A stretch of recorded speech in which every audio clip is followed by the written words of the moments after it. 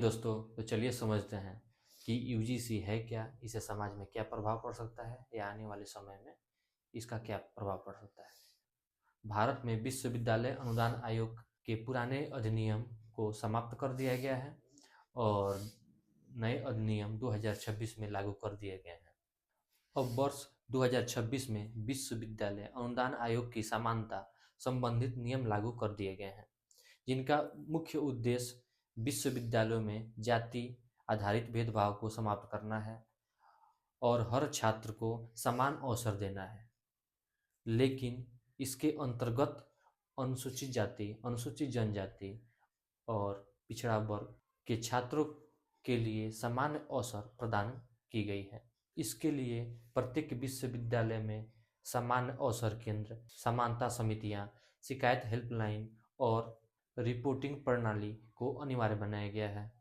लेकिन यह नियम इतने सख्त बनाए गए हैं कि सामान्य वर्ग के छात्रों को इसके दुरुपयोग की आशंका है, क्योंकि झूठी शिकायतों को रोकने के लिए अभी तक कोई स्पष्ट और कठोर सुरक्षा प्रावधान नहीं बनाए गए हैं। इसी कारण कुछ लोगों का कहना है कि यह नियम एक तरफा है और कई बिंदुओं पर स्पष्ट नहीं है। जबकि दूसरी तरफ केंद्र सरकार का कहना है कि कड़ी निगरानी के बिना विश्वविद्यालय परिसर को सुरक्षित नहीं बनाया जा सकता, जबकि आलोचकों का मानना है कि इससे समाज में विभाजन बढ़ सकता है और दुरुपयोग का डर भी पैदा होगा। भविष्य में यदि इन नियमों को सही तरीके से लागू किया जाता है तो भेदभाव में कमी आ सकती है, लेकिन कानून में संशोधन की आवश्यकता भी महसूस की जा सकती है ताकि दुरुपयोग को रोकने वाली स्पष्ट प्रावधान जोड़े जा सके। अंततः उद्देश्य सही है, लेकिन इसकी सफलता क्रियान्वयन और संतुलन पर निर्भर करेगी। दूसरी तरफ स्वर्ण वर्ग से आने वाले छात्रों और उनके परिजनों के द्वारा यूजीसी रेगुलेशन के खिलाफ देश भर में भारी विरोध के बीच आज 29 जनवरी को इस पर सुप्रीम कोर्ट में सुनवाई चल रही है।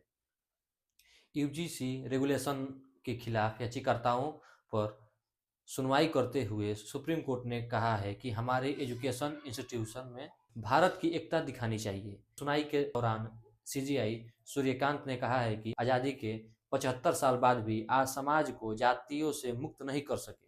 हम एजुकेशन इंस्टीट्यूशन में फ्री, बराबरी और सबको साथ लेकर चलने वाला माहौल चाहते हैं।